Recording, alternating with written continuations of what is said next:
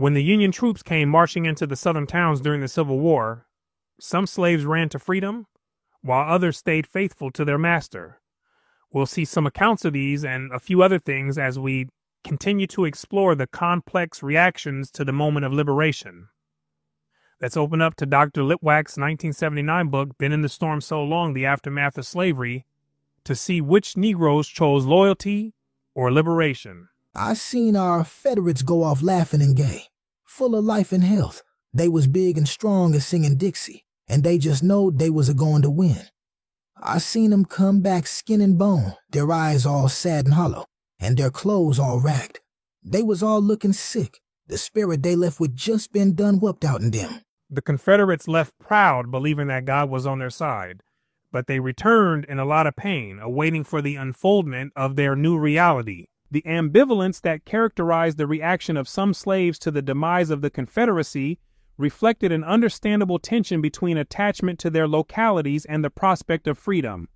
3 years after the war, an English visitor asked a Virginia freedman his opinion of Robert E. Lee. "He was a grand man, General Lee, sir." The ex-slave replied without hesitation. "You were sorry when he was defeated, I suppose?" The visitor then asked. "Oh, no, sir." The freedman quickly retorted. "We were glad we clapped our hands that day." Mixed communication, because in one sense he was a Southerner, so he respected General Lee of the Confederate Army, but on the other hand, he wanted freedom.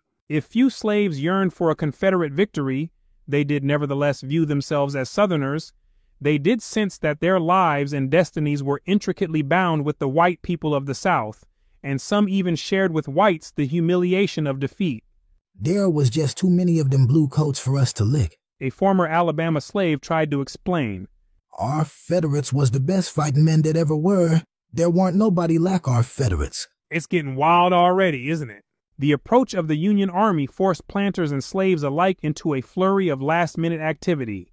"'Fore they come," a former Georgia slave recalled, "the white folks had all the niggers busy hiding everything they could." On the assumption, which proved to be incorrect, that the Yankees would not disturb the slaves' possessions, many white families secreted their valuables in or under the slave cabins or on the very persons of the slaves. What was the point of hiding valuables from the Union soldiers? Because they came in for total war and they seized them from the Southern families.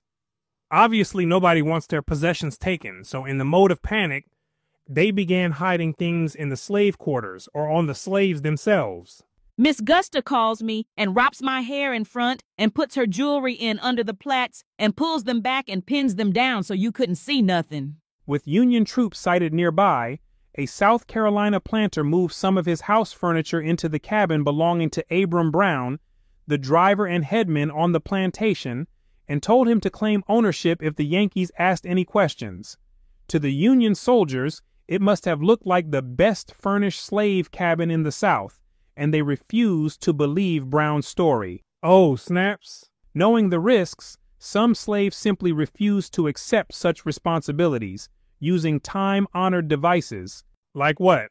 Mama Maria was too nervous. Her mistress wrote, and cried too much to have any responsibility put on her. Crying was a time-honored device, and it got her out of hiding things for her mistress. During those tense, anxious days of waiting, there were slaves who provided whatever encouragement and support they could muster for their masters and mistresses. With the Yankees expected any moment, Emma LeConte, the daughter of a prominent South Carolinian, found great comfort in the declaration of her servant Henry that he would stand by the family whatever the consequences. Is he super slave Henry? Or was he simply playing mind games by saying he would stand by the LeConte family at any cost? We shall see. I believe he means it, but do not know how he will hold on. On the day the Union Army entered Columbia, the LeConte servants, including Henry, returned from the center of town laden with looted provisions which they then shared with the white family. How times change, a grateful Emma LeConte wrote in her diary that night. Those whom we have so long fed and cared for now help us. Henry really was a super slave, and he came through for his owners in the time when they needed him the most. Where the mistress and her daughters were the only remaining whites on the plantation, the slave women sometimes reversed paternalistic roles and insisted upon moving into the big house, even into the same room, to afford them a greater degree of security. These slave women were right there for her. Moved themselves into the big house and everything, right? All to provide security for their mistress and her daughter. This is how the authentic Negro was originally molded to behave. And with so many strangers prowling through the neighborhood, including Confederate Army stragglers and deserters, the slaves often treated with apprehension anyone who approached the plantation. On one Georgia plantation, a suspicious-looking character asked for food, only to be told by the servants that the master was not at home. But the mistress, who remained upstairs at the insistence of the servants, sent word to them to feed the stranger. They made him sit in the piazza. She wrote her son afterwards. And when he attempted to come into the house, as he said, to see how it looked, Flora and Tom barred the front door. I could see him from the balcony, and when his dinner was ready, they would not even trust him with a knife or fork, but gave him only an iron spoon. They were on their job, and doing it well at that. Not only did some slaves vow to protect their white folks, as though the imminent arrival of the Yankees required a reaffirmation of loyalty, but they did what they could to ensure their safety. Preparing for the Union soldiers, a maid in Mary Chesnut's household urged her mistress to burn the diary she had been keeping lest it fall into the hands of the enemy. During the siege of Vicksburg, Mary Ann Loughborough, along with her daughter and servants, took refuge in a cave and remained there during the Yankee bombardment. One of the servants stood guard, gun in hand, assuring his mistress that anyone who entered would have to go over his body first. Here's another super slave. You wouldn't be able to run away with these type of people because they were way too far gone, right? You have to understand this is a mental thing. A person who would give their life to protect their master, their mind is all the way in another realm, and they have to be left behind in the days of slavery, right? It's either you would have had to stay on the plantation with him in that world of slavery, or you would have had to leave him behind, right? Because it could not have been both. No one had more experience in anticipating the changing moods of a master than did his slaves, and this valuable asset enabled some of them to save the lives of their masters. When the Yankees were sighted, Charlie Bryant, a Texas slaveholder, ran into the house and grabbed his gun, but George Price, the head slave on the plantation, fearing for the safety of his volatile master, disarmed him and locked him in the smokehouse. He ain't do that to be mean. A former slave recalled, but he wanted to keep old master out in trouble. Old master know that, but he beat on the door and yell, but it ain't get open till them Yankees done gone. Anticipating the path of the Union Army, many planters had already removed the bulk of their slaves to safer areas. If that proved impractical, some attempted to hide them, along with the family jewels, money, and livestock, until the Yankees had passed through the neighborhood.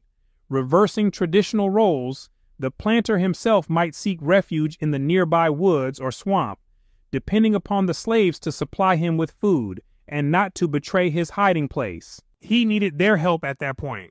Rather than take such chances, Amanda Stone and her family, like so many others, chose to abandon their plantation in Louisiana. In helping them to prepare for the hasty evacuation, the slaves proved helpful, almost too helpful. Uh-oh. The family claimed not to be deceived. You could see it was only because they knew we would soon be gone. We were only on sufferance, 2 days longer, and we think they would all have gone to the Yankees, most probably robbing and insulting us before they left. Only 2 of the remaining slaves agreed to accompany them. Everyone else took flight, and the 2 that stayed behind had to be left there, right? Nothing could be done for those people because they did not desire freedom enough. They had to want it enough to want to leave the world that they knew, which was the slave world, and then go and venture into the unknown, right? And that's a scary thing for everyone. Everyone's going to be terrified to do that, right? Everyone's nervous. They're all worried. They don't know what to expect.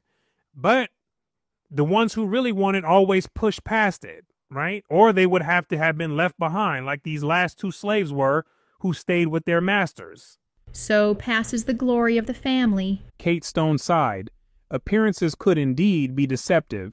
Here we go with John S. Wise, the son of a prominent Virginian, recalled the abandonment of the family plantation near Norfolk and how Jim, the butler, had diligently assisted them.